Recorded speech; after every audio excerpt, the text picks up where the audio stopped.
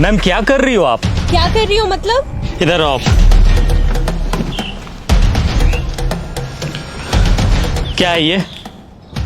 अपने तिरंगे का अपमान। मैंने नहीं रखा इसे। हिंदुस्तानी फौजी की आंखें बाज से भी ज्यादा तेज होती है। चलो मान लिया आपने इस झंडे को यहाँ नहीं फेंका, पर उठा तो सकती थी ना। ओ फौजी तुम ज्यादा ज्ञान मत दे, औकात में रह अपनी। अपनी औकात में ही हूँ। अगर मेरी आंखों के सामने कोई तिरंगे की बेइज्जती करेगा ना तो आंखें निकाल लूंगा मैं उसकी। क्या सिर्फ हम फौजी का ही कर्म है तिरंगे की हिफाजत? ये कोई ऐसी वैसी चीज है क्या?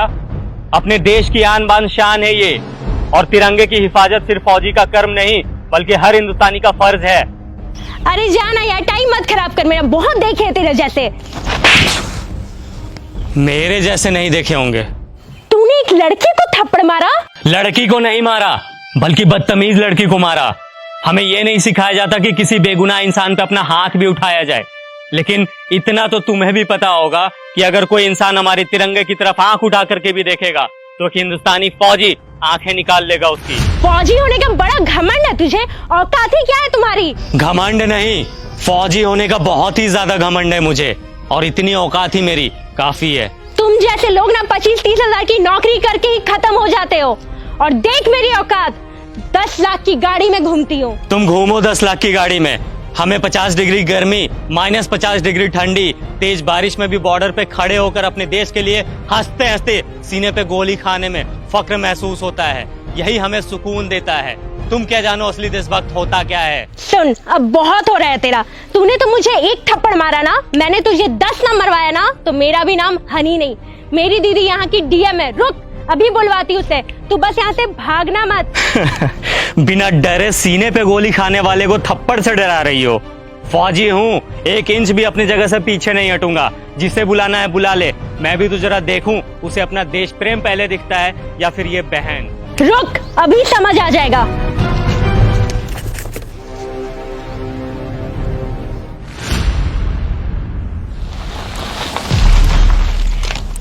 दीदी, यही है वो इंसान जिसने मुझे थप्पड़ मारा है।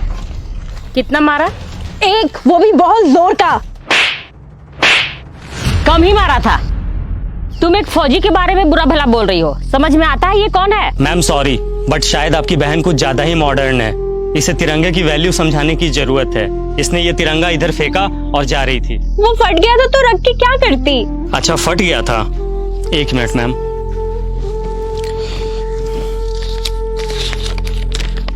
ये कितने का नोट है? 100 का। अब कितने का है? 100 का। अरे क्यों, फटने से इसकी वैल्यू खत्म नहीं हुई? मैं भी फेंक देता हूं इसे। बड़े शर्म की बात है, एक नोट फट जाने के बाद भी अपनी वैल्यू नहीं खोता, चाहे वो 10, 20, 50, 100, 1000 कितने का भी हो। लेकिन हमारा तिरंगा जो अनमोल है वो फट जाने के बाद अपनी वैल्यू खो देता है। लोग इसे फेंक देते हैं। वाह। अब आपको कुछ बोलने की जरूरत नहीं है। आई एम सॉरी, मुझे सब समझ में आ गया है। अफसोस कि तुम्हें अब समझ आया, जबकि अपने तिरंगे की कद्र करना ये कोई समझाने की बात ही नहीं है।